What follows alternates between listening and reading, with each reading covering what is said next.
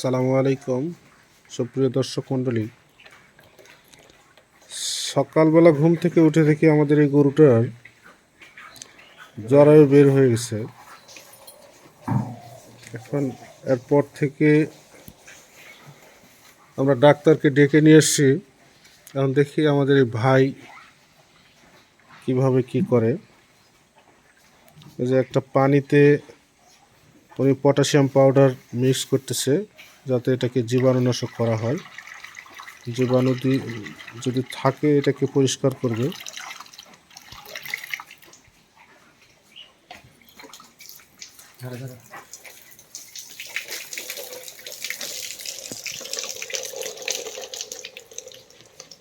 এটা সুন্দর করে ধুয়ে নিচ্ছে যাতে এর ভিতরে কোনো ময়লা বা জীবাণু না থাকে।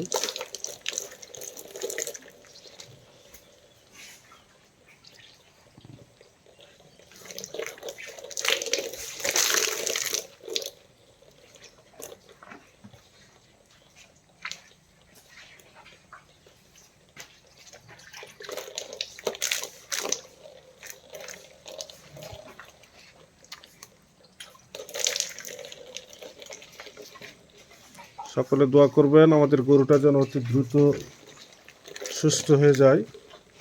দেখুন কীভাবে কোন প্রক্রিয়া এটাকে ভিতরে ঢোকানো হলো, বা অতি দ্রুত সময়ের মধ্যে এটাকে ভিতরে ঢুকে দেওয়া হলো।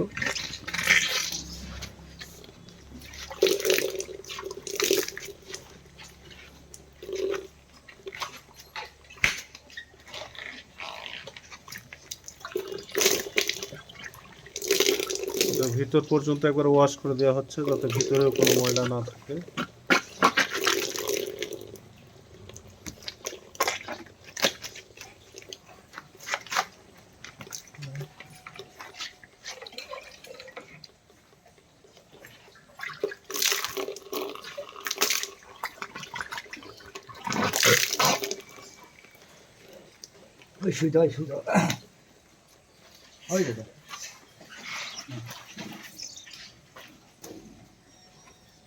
সরে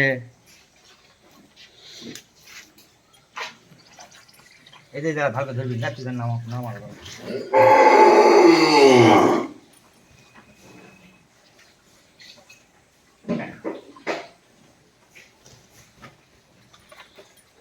এখন এটাকে সেলাই করে দেওয়া হচ্ছে যাতে আবার এটা বের হয়ে না আসে।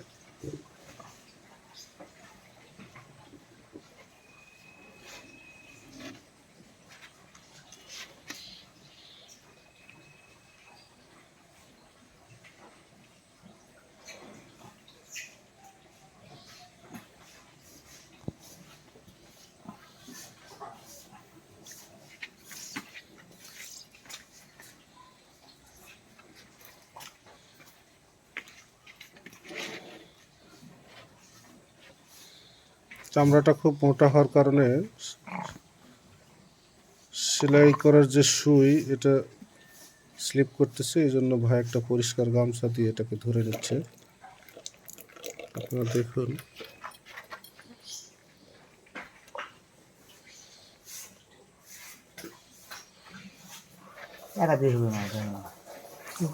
হয়ে গেল। যদি কারো গরুর কম্বল বের হয়ে যায় টেনশনের কিছু নেই। এরকম আপনাদের নিকটস্থ যে পশু চিকিৎসক থাকে তাদেরকে ডেকে নিয়ে এসে সহজে এটা করে নিতে পারবেন।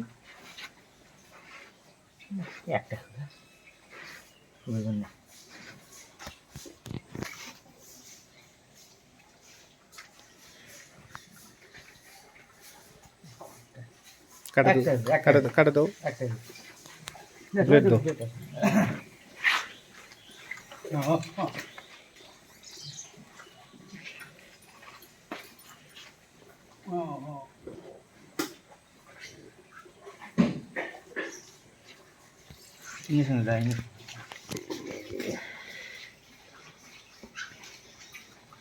ভাই এটা কিসের ইনজেকশন করতেছেন?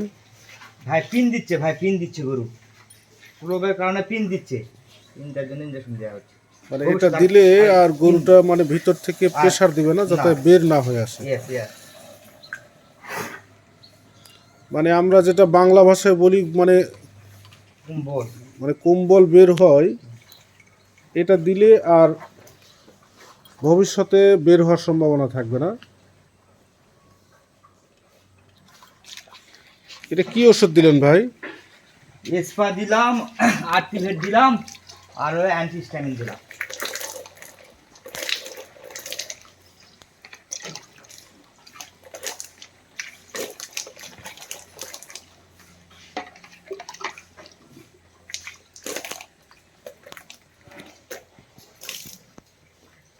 সবাই দোয়া করবেন যেন আল্লাহর রহমতে আমাদের গরুটা সুস্থ হয়ে যায়। খাই দাও।